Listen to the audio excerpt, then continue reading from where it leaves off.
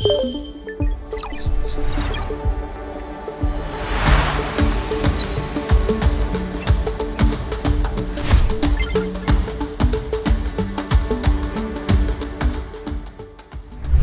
also to the organisers for the opportunity to present here today.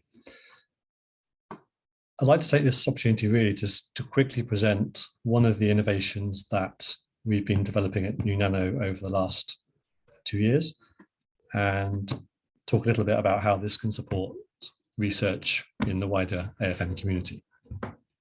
And specifically, this is around our automated inspection of AFM probes, which can be used to then quantify nanoscale force measurements. So first of all, if you don't mind, a quick introduction to those of you that haven't heard of NuNano. We are a UK manufacturer of AFM probes. We have a range of probes covering the usual imaging modes. So for example, we have our silicon probes for general topography. We have metal-coated probes for electrical characterization. And more recently, we've released a small range of silicon nitride probes. Feel free to visit our website if you want to look any further. We have 2 sites in the UK. Our headquarters and commercial office is based down in Bristol, and we have an engineering team based up in Scotland. And most importantly, why do we exist? So first and foremost, this is about providing AFM users around the world with high quality products that hopefully take away some of the pain of using AFM and help to give you reliable images and data. We combine that with competitive pricing, fantastic customer service, and technical expertise that hopefully makes your life easier. So we all know that AFM has a vast range of applications.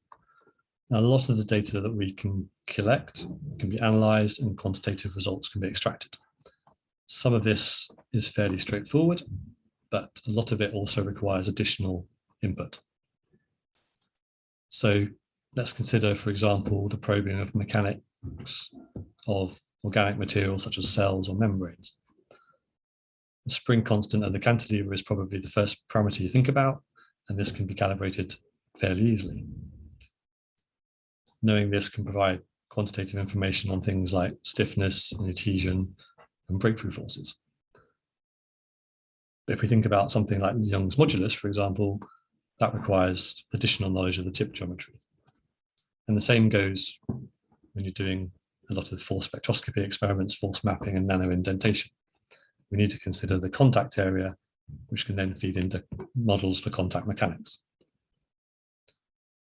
And looking at the schematics over here, it's clear to see that if you have a broader tip radius, the contact area is going to be significantly larger than if you have your perhaps usual sharp tip.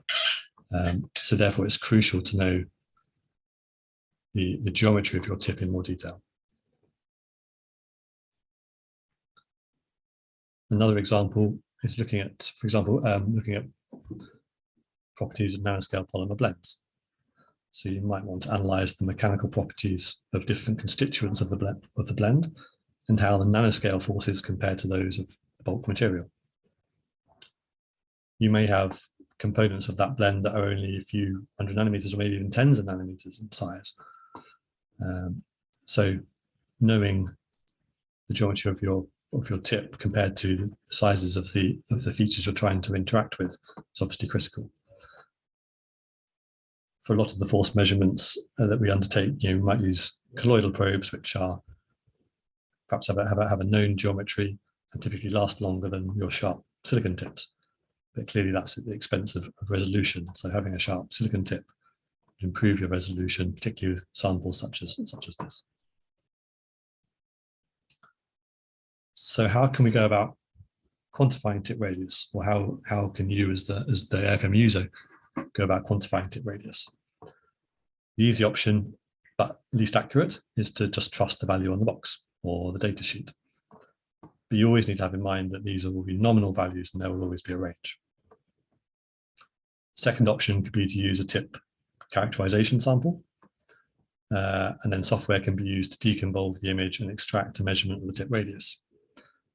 Obviously, this takes time. You have to set up your AFM to do that. And you can, of course, damage your tip before you want to use it for your particular experiment. The third option would be to use electron microscopy. So this has less chance of damaging the tip, but it's also quite time consuming. That is, unless you automate it. Or even better, you let the probe manufacturer automate it and then provide the images to you.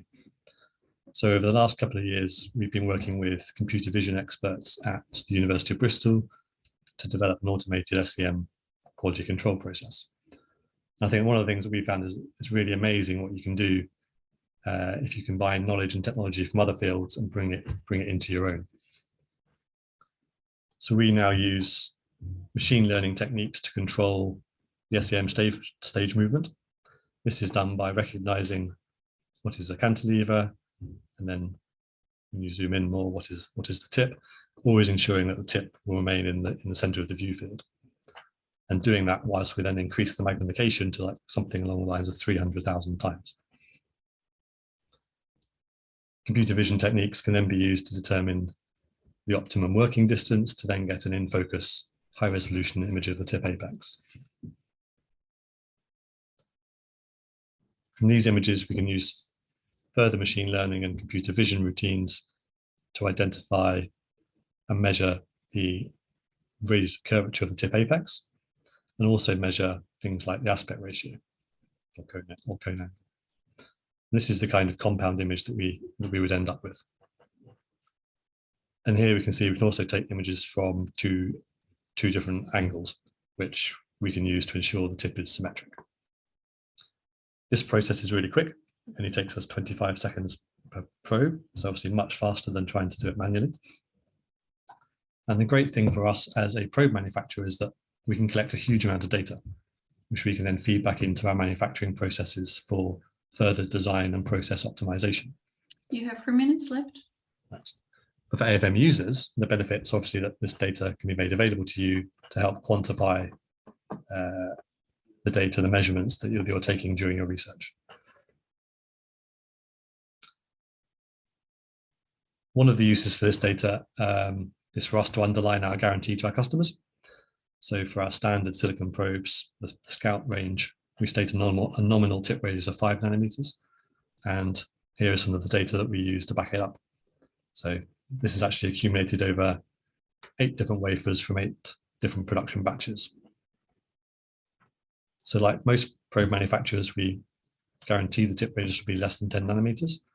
However, unlike most probe manufacturers, we inspect every single probe, and therefore we have some data that helps to justify that guarantee.